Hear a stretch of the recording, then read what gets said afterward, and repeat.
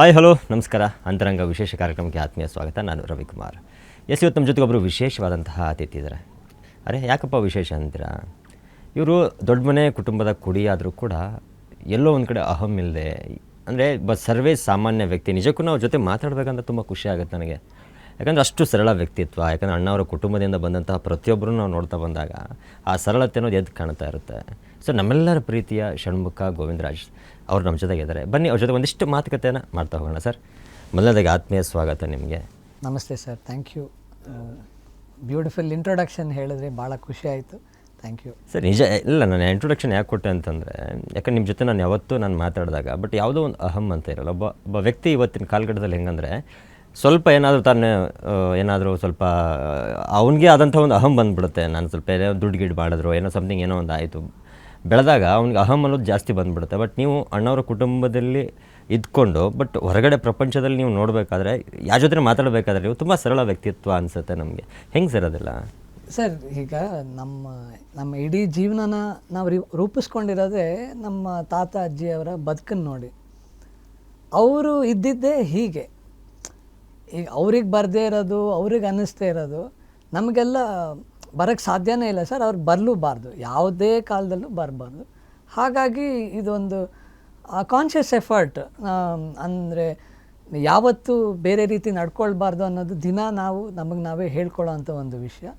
ಆದ್ದರಿಂದ ಹಾಗೆ ಸರ್, ಅವರನ್ನು ನೋಡಿ ಕಲ್ತಿರೋ ನಂಬರ್ 1 ವಿಷಯ ಅಂದರೆ ಇದೆ.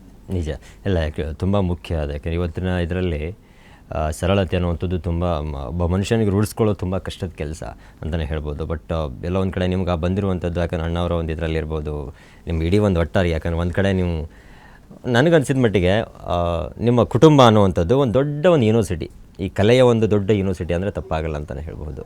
ಯಾಕಂದರೆ ನೀವು ಚಿಕ್ಕ ವಯಸ್ಸಿಂದ ಅಣ್ಣವ್ರು ನೋಡ್ತಾ ಇದ್ರಿ, ಆ್ಯಂಡ್ ಕಲಾವಿದರುಗಳನ್ನು ನೋಡ್ತಾ ಇದ್ರಿ. ಆ ನಂತರದಲ್ಲಿ ಶಿವಣ್ಣ ಆಗಿರಬಹುದು, ಅಪ್ಪು ಸರ್ ಇರ್ಬೋದು, ರಾಘಣ್ಣ ಇರ್ಬೋದು, ಪ್ರತಿದಿನಗಳನ್ನು ನೋಡ್ತಾ ಅದೆಲ್ಲ ಒಂದು ಕಡೆ ರೂಢಿ ಮಾಡ್ಕೊಳ್ತಾ ಬಂದ್ರಿ. ಬಟ್ ನನಗೆ ಅನಿಸಿದ್ದೆ, ಈಗ ಇಷ್ಟೆಲ್ಲ ನೀವು ನೋಡಿದ್ರಲ್ವಾ, ಏನು ಕಲಿತ್ರಿ ನೀವು ಅನ್ನೋದು ನನಗೊಂದು ಪ್ರಶ್ನೆ.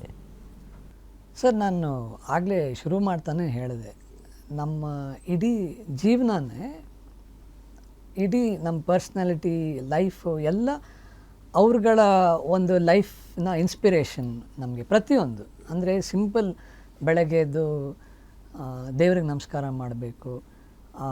ಊಟದ ವಿಷಯದಲ್ಲಿ ನಾವು ಯಾವತ್ತೂ ಅನ್ನನ ವೇಸ್ಟ್ ಮಾಡಬಾರ್ದು. ಆಮೇಲೆ ಇನ್ನೊಬ್ಬರಿಗೆ ಬೇಜಾರಾಗೋ ಥರ, ಹರ್ಟ್ ಆಗೋ ಥರ ಮಾತಾಡಬಾರ್ದು. ಭಾಳ ಜನ ಅಬ್ಸರ್ವ್ ಮಾಡಿರ್ತಾರೆ ಇದು. ನಮ್ಮ ತಾತ ಯಾರನ್ನು, ನಾನು ನೋಡ್ದಂಗೆ ಯಾರನ್ನು ಸಿಂಗ್ಯುಲರಲ್ಲಿ ಮಾತಾಡಿಸಿದ್ದೇ ಇಲ್ಲ. ಎಂಥ ವಯಸ್ಸಿನವ್ರಾಗಿರ್ಬೋದು, ಅವ್ರಿಗಿಂತ ದೊಡ್ಡವ್ರು ಇರ್ಬೋದು, ಅವ್ರಿಗಿಂತ ಎಷ್ಟೇ ವಯಸ್ಸು ಚಿಕ್ಕವರಾಗಿದ್ರು, ಹೋಗಪ್ಪ, ಹೋಗಮ್ಮ, ಹೋಗಪ್ಪ, ಬಾರಮ್ಮ, ಬಾರಪ್ಪ, ಹೋಗೋ ಬಾರೋ ಅನ್ನೋದೆಲ್ಲ ಅವರ ಭಾಷೆಯಲ್ಲಿ ಇಲ್ಲವೇ ಇಲ್ಲ. ಆಮೇಲೆ ಡಿಸಿಪ್ಲಿನ್ ಹೇಳ್ತಾ ಹೋದರೆ ಅದು ಪಟ್ಟಿ ಬೆಳ್ಕೊಂಡೇ ಹೋಗೋದು ಸರ್. ಪ್ರತಿಯೊಂದೂ ಅಂದರೆ ಪ್ರೊಫೆಷ್ನಲ್ ಲೈಫಲ್ಲಿರ್ಬೋದು, ಪರ್ಸ್ನಲ್ ಲೈಫಲ್ಲಿರ್ಬೋದು, ಎಲ್ಲದನ್ನು ಅವರಿಂದನೇ ಕಲ್ತಿರೋದು. ಆ್ಯಂಡ್ ಪ್ರೊಫೆಷ್ನಲ್ ಲೈಫಿಗೆ ಬಂದರೆ ಡಿಸಿಪ್ಲಿನ್ನು, ಟೈಮು, ಯಾರ್ದು ಟೈಮ್ ವೇಸ್ಟ್ ಮಾಡಬಾರ್ದು, ಯಾರನ್ನೂ ಕಾಯಿಸ್ಬಾರ್ದು, ಕೆಲಸದ ಮೇಲೆ ಶ್ರದ್ಧೆ ಇರಬೇಕು. ಇವೆಲ್ಲ ಸಾಕಷ್ಟು ಸರ್. ಆ್ಯಂಡ್ ನಮ್ಮ ತಾತ ಅಷ್ಟೇ ಅಲ್ಲ, ನೀವು ಯಾರ ಬಗ್ಗೆನಾರ ಕೇಳಿ, ಶಿವಣ್ಣವ್ರ ಬಗ್ಗೆ ಕೇಳಿ, ಶಿವಮಾಮನ ಬಗ್ಗೆ ಕೇಳಿ, ರಾಘುಮಾಮನ ಬಗ್ಗೆ ಕೇಳಿ, ಅಪ್ಪು ಮಾಮನ ಬಗ್ಗೆ ಕೇಳಿ, ಅವರೂ ಯಾರೂ ಒಂದಿನ ಈ ಥರ ಲೇಟಾಗಿ ಬಂದರು, 9 ಗಂಟೆ ಕಾಲ್ ಶೀಟಿಗೆ 10 ಗಂಟೆಗೆ ಬರೋ 11 ಗಂಟೆ, ನಿಮಗೆ ಆ ಥರ ಒಂದು ಇನ್ಸಿಡೆಂಟ್ಸ್ ಕೇಳೋಕ್ಕೆ ಸಿಗೋದೇ ಇಲ್ಲ. ನಿಜ. ಯಾಕಂದರೆ ಅಣ್ಣವ್ರು ಹಾಗೆ ಕೊಟ್ಟ ಹಾದಿ ಅನಿಸುತ್ತೆ ಮೋಸ್ಟ್ಲಿ. ಹೌದು ಸರ್. ಸೊ ಆ ಥರದ್ದು.